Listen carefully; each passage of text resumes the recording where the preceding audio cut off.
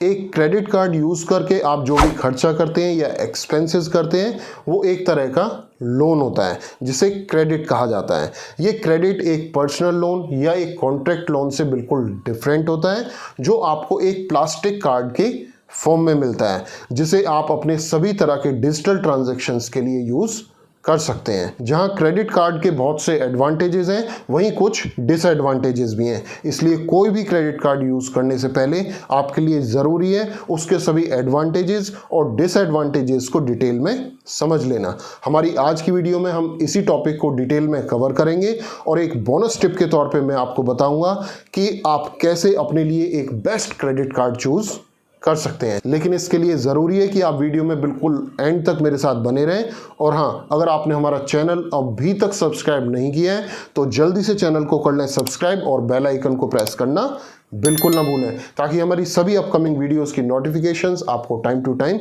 मिलती रहें। तो आइए शुरू करते हैं। This is me Dharmveer Singh, your financial planner, and you are watching आपके फ़ायदे की बात।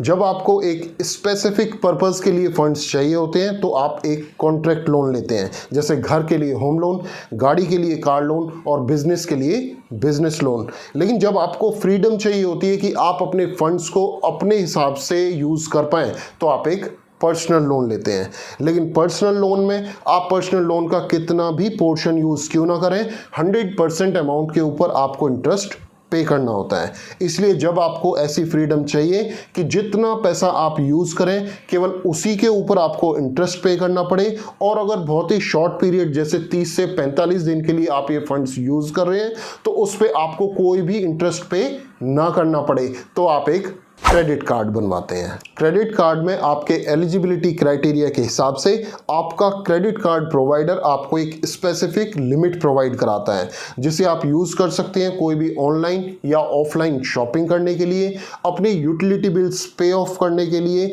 अपने इंश्योरेंस प्रीमियम जमा कर सकते हैं। आप इसे एक इमरजेंसी फंड की तरह यूज़ कर सकते हैं या फिर आप यूज़ कर पाते हैं इसे अपने लाइफ स्टाइल को मेंटेन करने के लिए। और ये सारे एक्सपेंसेस जो आप इस कार्ड से करते हैं, अगर आप क्रेडिट कार्ड का बिल टाइमली पे कर देते हैं तो बैंक आपसे इस अमाउंट के ऊपर कोई भी इंटरेस्ट चार्ज नहीं करता, बल्कि क्रेडिट कार्ड की मदद से आप बहुत ही हैंडसम डिस्काउंट, कैशबैक ऑफर्स और रिवॉर्ड पॉइंट्स को भी एंजॉय कर पाते हैं। हाँ, अगर आपके क्रेडिट कार्ड का बिल काफ़ी ज़्यादा है जो आप लमसम पे नहीं कर सकते हैं तो उसके लिए भी बैंक आपको इजी मंथली इंस्टॉलमेंट का ऑप्शन देता है, जिसकी मदद से आप एक बड़े बिल को छोटी छोटी इक्वल मंथली इंस्टॉलमेंट में 6 महीने या 1 साल के अंदर अंदर पे कर सकते हैं। एक क्रेडिट कार्ड आपको मदद करता है आपका क्रेडिट स्कोर मेंटेन करने में, जो आपके लिए बहुत ही ज़रूरी है। एक अच्छा क्रेडिट स्कोर आपको हमेशा मदद करता है एक बैंक या बड़े फाइनेंशियल इंस्टीट्यूशन से एक बड़ा लोन दिलवाने में, और वो भी बहुत ही कम रेट ऑफ इंटरेस्ट पे। और इस तरीके से क्रेडिट कार्ड के बहुत से बेनिफिट्स को आप यूज़ कर सकते हैं। लेकिन जैसा कि मैंने बताया था कि जैसे क्रेडिट कार्ड के बहुत से एडवांटेजेस हैं ऐसे ही कुछ डिसएडवांटेजेस भी हैं। जैसे मान लीजिए अगर आपकी स्पेंडिंग हैबिट्स बहुत अच्छी नहीं है, या आप अपना बजटिंग नहीं करते हैं, या आप कैश मैनेजमेंट नहीं कर पाते हैं, तो अक्सर इस क्रेडिट कार्ड की मदद से आप ज़रूरत से ज़्यादा खर्चा कर देते हैं जिसका बिल आप टाइमली पे नहीं कर पाते।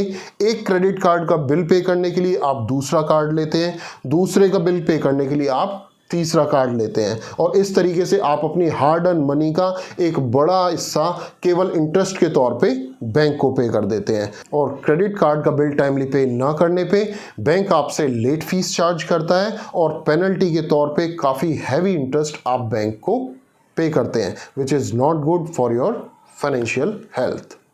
इसलिए कोई भी क्रेडिट कार्ड यूज़ करने से पहले आप इन सभी बातों को ज़रूर ध्यान में रखें। And now it's time for bonus tip.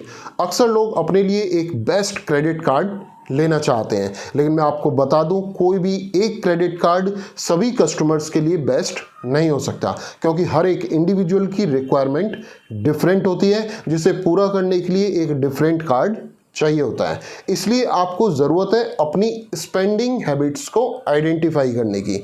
आपको समझना होगा कि आपको कार्ड चाहिए किस लिए। जैसे फॉर एग्जांपल अगर आप एक अच्छे ट्रैवलर हैं, आप ज़्यादा ट्रैवलिंग करते हैं, तो आपको एक एयरलाइंस क्रेडिट कार्ड लेना चाहिए या एक ऐसा क्रेडिट कार्ड लेना चाहिए जो आपको लॉन्जिंग फैसिलिटी प्रोवाइड कराता है। अगर आप बहुत ज़्यादा शॉपिंग करते हैं तो आपको कार्ड लेना चाहिए जो ब्रांड स्पेसिफिक डिस्काउंट्स आपको प्रोवाइड कराए, जहाँ पे ज़्यादा शॉपिंग करने पे ज़्यादा कैशबैक और ज़्यादा रिवॉर्ड पॉइंट्स आपको मिले। इसी तरीके से अगर आप लाइफ स्टाइल मेंटेन करते हैं, जैसे आपको रेस्टोरेंट्स या होटल्स में फ्रिक्वेंटली लंच या डिनर करने की हैबिट है, तो ऐसा कार्ड आपको ज़्यादा अच्छा रहेगा जिसमें आपको होटल या रेस्टोरेंट्स पे अच्छे डिस्काउंट्स मिल पाते हैं।